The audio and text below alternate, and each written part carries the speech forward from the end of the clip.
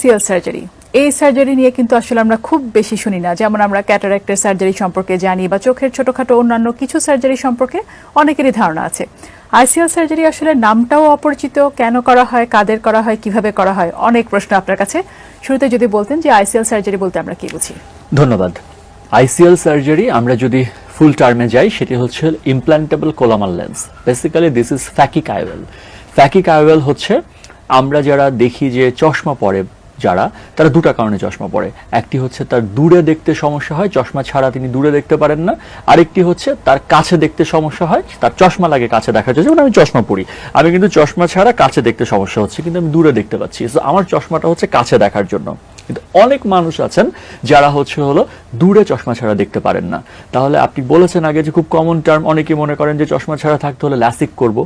But the term LASIK common হলেও সবাই কিন্তু ল্যাসিক করতে পারেন না। যদি সবাই ল্যাসিক করতে পারতেন তাহলে কিন্তু আমরা রাস্তাঘাটে চশমা পরা মানুষ দেখতে পারতাম না।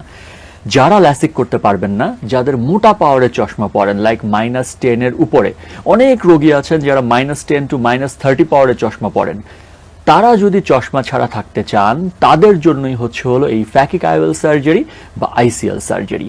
এটি হলো আইসিএল সার্জারির কাজ। যাদের মোটা পাওয়ারের চশমা, হাই মায়োপিক পেশেন্ট, তাদেরকে যদি চশমা ছাড়া রাখতে হয় তাহলে একটি অপশন এখন ওয়ার্ল্ড ওয়াইড প্রচলিত, সেটি আইসিএল সার্জারি। অনেকে এটাকে আইপিসিএল সার্জারি বলেন বা ফ্যাকিক আইওয়েল সার্জারি বলেন। তিনটা টার্মই এক। এটাই হলো এই আইসিএল সার্জারি। কি ধরনের